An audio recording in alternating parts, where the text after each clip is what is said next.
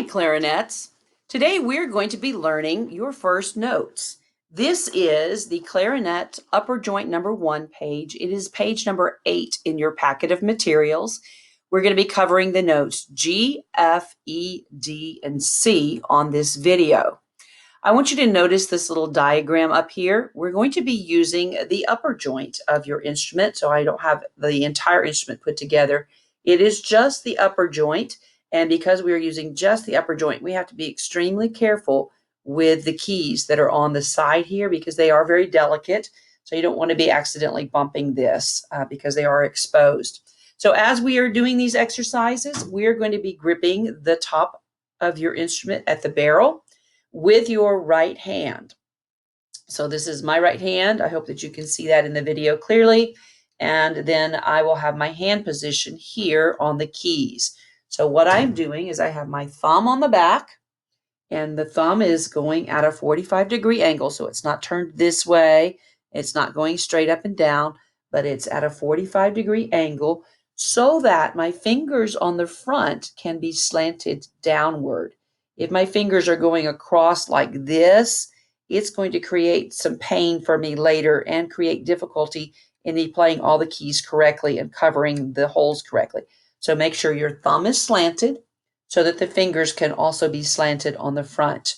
My first finger is kind of got a little hook shape to it because its job is going to be playing this key up here, which we're not doing yet, but we need to be in position to do that.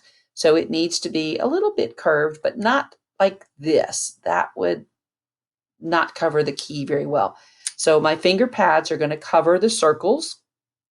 We call these in classroom, we call these Cheerios. So they're just the openings. So my finger pad's going to firmly cover that one.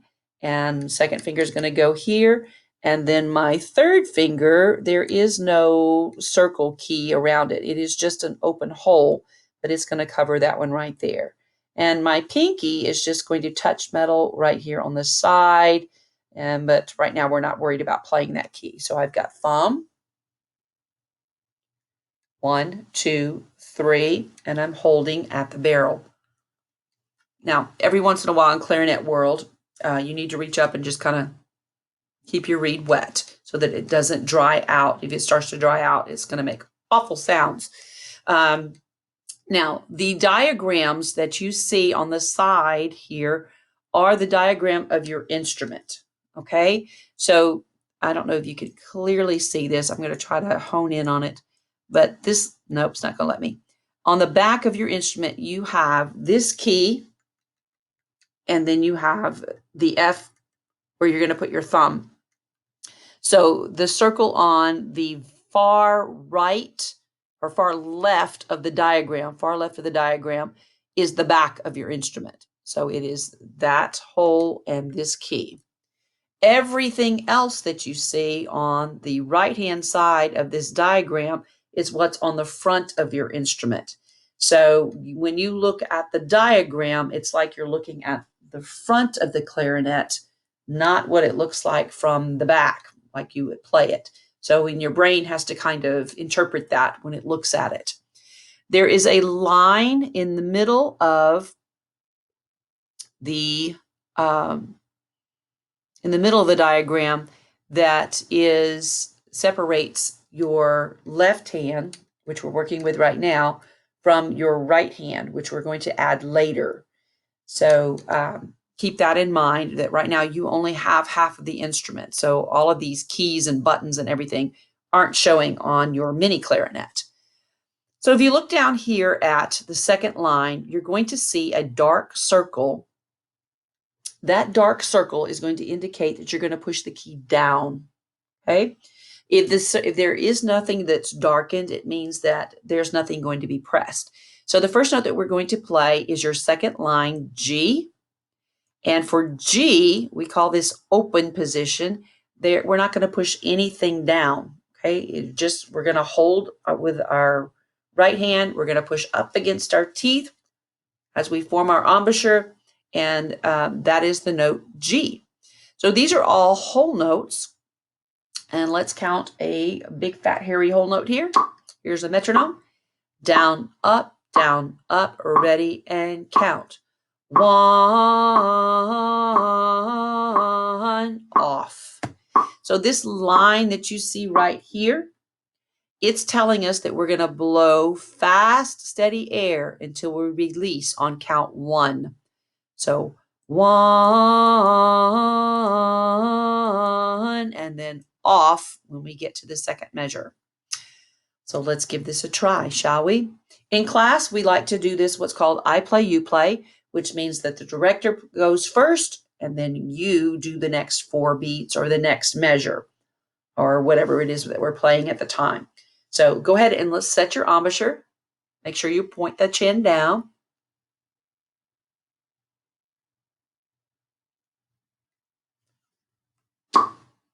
And I'm going to go first.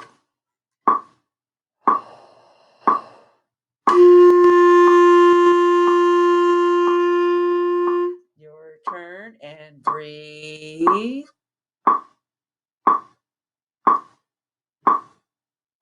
My turn.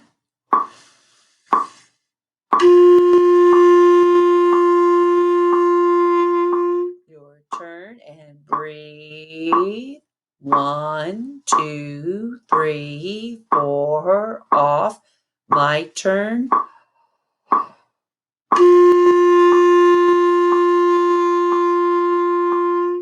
Your turn, breathe.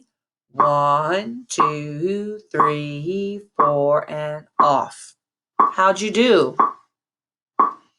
Right, now we're going to continue the next line. So the next note that we're going to do is F. So for the F, I am going to push down on the back side of the key. I'm going to push this key down. Now, what are my other fingers going to do while this one is pushing down? Well, I'm glad that you asked. We're still holding firm at the barrel with our right hand. We're still pushing up against the teeth, and your front fingers are just going to be hovering over the keys like they're little helicopters. Okay, I don't want to touch the keys, because if I touch the keys, then I'm going to get weird sounds also. So I'm just hovering. I never want to wave while I am fingering a note on my instrument. So sometimes we as directors will show you notes like this so you can see what key we're pressing down. But when we actually do this, we always want to make sure that we are in position hovering over the notes. So here's what F is going to sound like.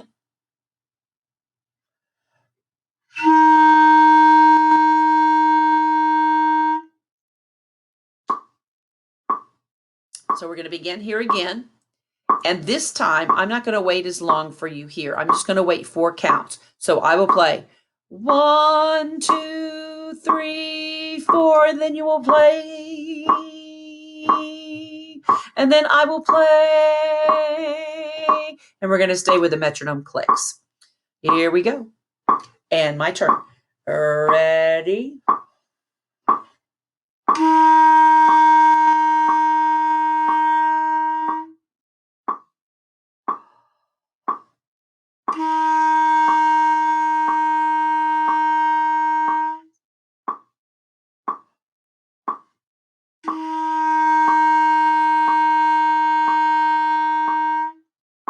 Did you remember to blow fast, steady air for all of your notes?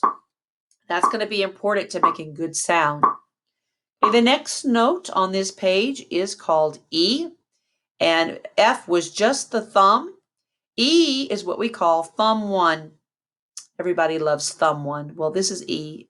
E is loved, is thumb 1. So this will be your thumb and your first finger only. So notice that my fingers are in this position. So my thumb is slanted up and my first finger is slanting down, and I'm squeezing both of those keys at the same time firmly so that my finger pads will squish into the keyhole there. And the rest of my fingers are hovering over their Cheerios, and my pinky is down here touching metal. So E sounds like this.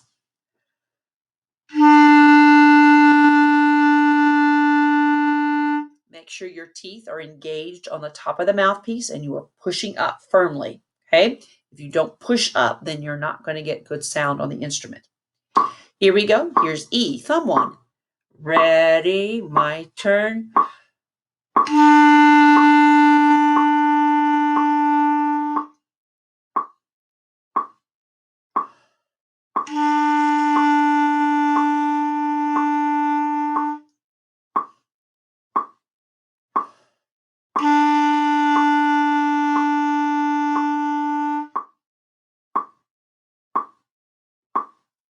and that's E. So we can keep adding fingers. I have thumb 1 for E. If I add another finger, if I do thumb 1, 2, and you'll see over here on the side it says T 1-2, that means 1 through 2. So thumb and first and second finger. So this is your D, bottom of the staff, D. Thumb 1, 2. Make sure you're firmly covering the holes, and your fingers are centered in, your finger pads are centered into the key rings there, okay? Here's what D sounds like.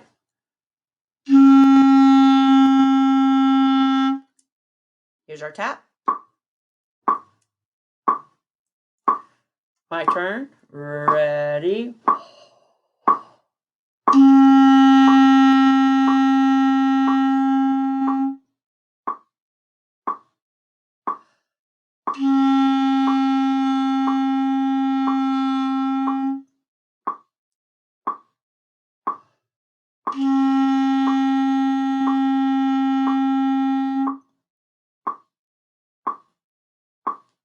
Okay, and we just have one more note to go on this page, and that is C.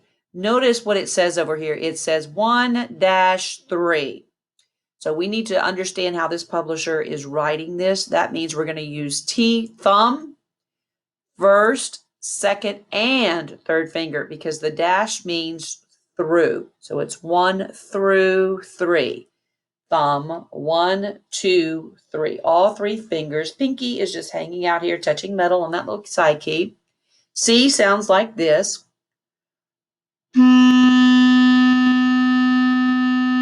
Now, if you are a student of another instrument like piano or something like that, you may say, that's not a C, that sounds weird. And you would be correct. This note is going to sound weird right now. It's not going to be a true live C sound because we don't have the rest of the instrument attached. When we put the lower joint on and the bell on, then this note will come back and sound like it's supposed to. But for right now, it does sound a little strange. All right, let's play some C's, shall we? Thumb, 1, 2, 3. Form your embouchure. Push up. And my turn. Tap your foot.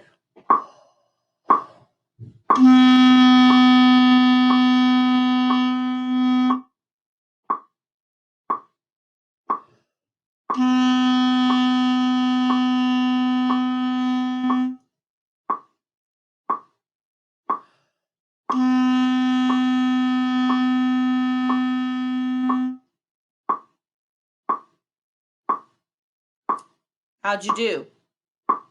Okay, if you are getting weird noises, here are some weird noises that you might be making.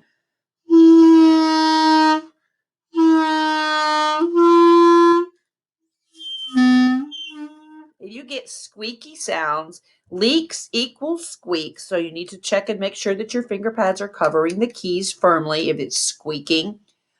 Check and make sure that your reed is in the proper place. So I should be able to see, I don't know if I can get my reed close enough for you to see it, but you should be able to see just a very small line of black at the top of the reed. Very, very, very tiny hairline part. If you can't see that, you need to adjust your reed correctly. Sometimes I see students who I say, show me your reed, and they show me something that looks like this, and it's all cattywankers, and it's not centered. Okay, it's not going to play like that. Look at that. Look how far it's hanging off the side. That's silly looking. You need to be a perfectionist with your reeds. Make sure they're lined up properly. If you tighten your ligature too tight, mine in particular doesn't like that at all. So if I tighten my ligature too tight, I'll get weird things like that. And you might need to back off that screw just a little bit so it's not squeezing the reed so tight, okay? So all of those little factors can do weird things to your sound.